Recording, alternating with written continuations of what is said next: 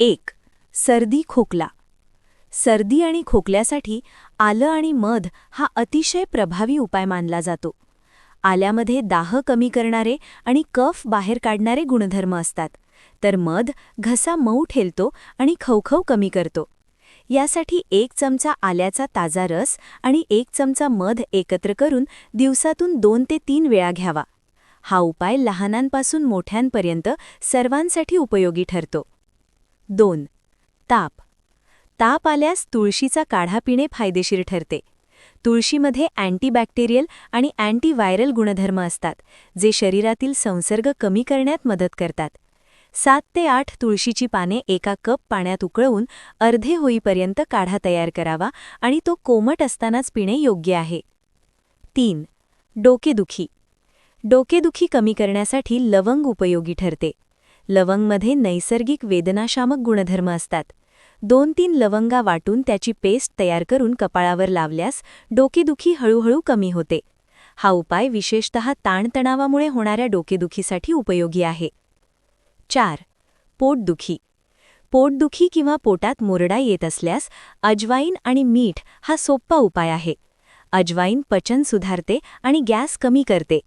अर्धा चमचा अजवाईन आणि चिमूटभर मीठ कोमट पाण्यासोबत घेतल्यास पोटदुखी लवकर कमी होते. 5. अपचन किंवा गॅसच्या समस्येसाठी जिरे पाणी अत्यंत फायदेशीर असते. जिरे पचनक्रिया सुधारते आणि पोटातील फुगवटा कमी करते. 1 चमचा जिरे पाण्यात उकळवून ते पाणी गाळून कोमट असताना पिणे उपयुक्त ठरते. 6. दातदुखी. दातदुखीवर लवंग तेल हा जुना आणि प्रभावी उपाय आहे. लवंग तेलात जंतुनाशक गुणधर्म असतात, जे वेदना कमी करतात.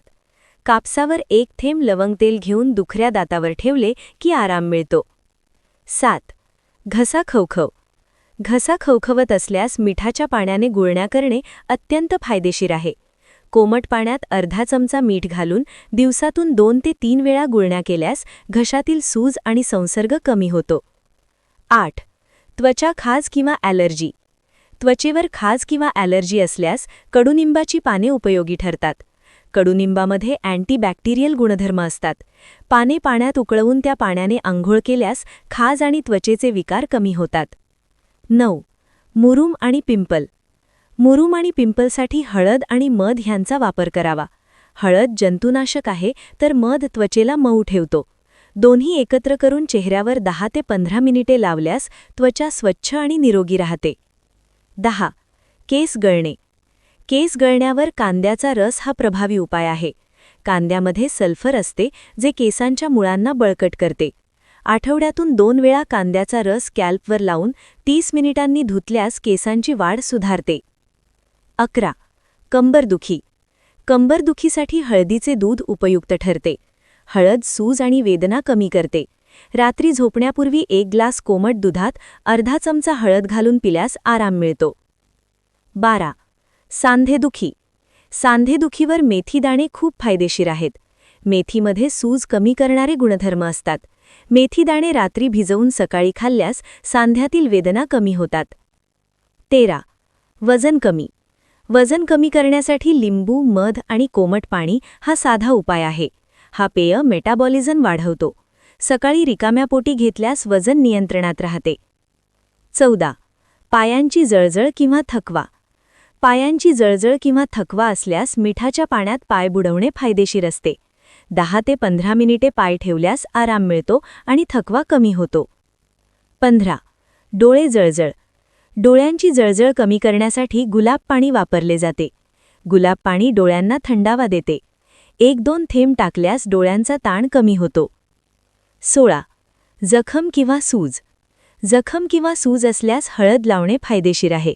हळद जंतुनाशक असून जखम लवकर भरून येण्यास मदत करते. 17. बद्धकोष्ठता.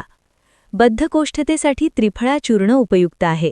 हे पोट साफ करण्यास मदत करते. रात्री कोमट पाण्यासोबत 1 चमचा घेतल्यास सकाळी आराम मिळतो. 18.